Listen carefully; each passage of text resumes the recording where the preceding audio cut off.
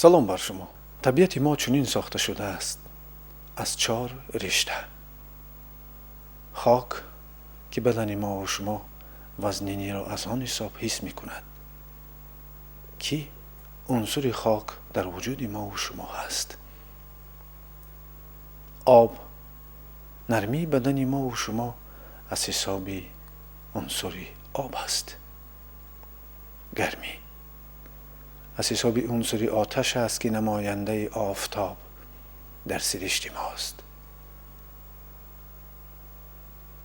و البته سبکی که ما و شما داریم و حرکت میکنیم از حساب عنصر هواست. این 4 رشته‌ای که بدن ما را بافتند ما و شما را میتوانند گوش کنند اگر ما با دنیای زیر شعور وارد شویم.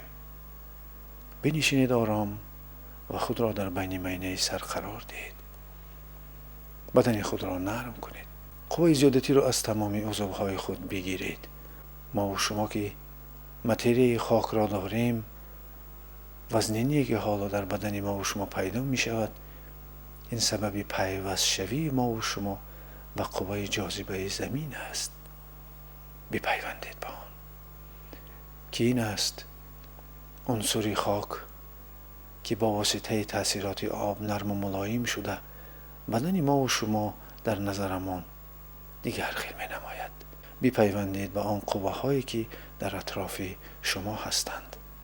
آهسته در بدن گرمی پیدا می شود که گرمی از حساب آتشی بدن ما و شماست و این گرمی نماینده آفتاب است.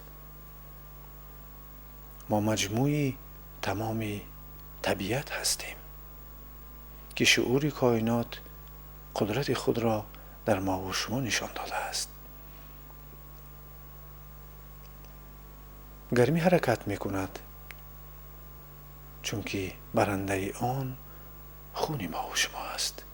گردش خون درست شد تمام دردهای بدن نیست می شوند که درد نارسایی گردش خون است. با آهسته به دنیای دیگر وارد شده ایستاده ایم که آن دنیا را ما دنیای زیر شعور می گوییم که شما جزوی از طبیعت هستید و طبیعت کمک کننده ما و شما است. حس کنید که چی طور هر بار نفس می گیرید بدن شما سبک شدن می گیرد چون که پر از هوا می شود و خاصیتی متریه ها همین است.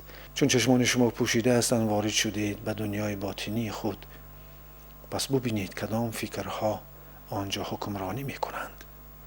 فکرهای سالم، فکرهای آبادکار، فکرهای صحت کننده، فکرهایی که قوه نیروی نهانی شما را و 4 عنصر طبیعت شما را استفاده می برند که در سالی که در پیش است شما می توانید به مقصدهای عالی خود برسید و قوت زیاد خود را صرف کنید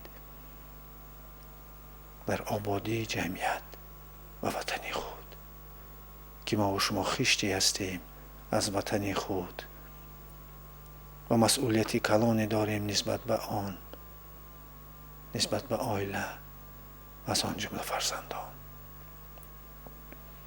چون بدیدید فکرهای خود را با آنها را براندید و در سرخالگی فارمی پیدا شد، اکنون فکرهایی که مقصدهای شما را روشن می کنند آنها را واردی زیر شعور سازید. شما می توانید در سالی که آمده ایستاده است سلامتی خود را نگه دارید و خوبتر کنید. عائله خود را بهترین عائله های جمعیت گردانید و قوت زیاد خود را در آبادی جمعیت و وطن خود صرف کنید. انسان کامل شدن آسان است، البته خواهش باشد. با شما خواهشی انسان کامل شدن تمنا دارم.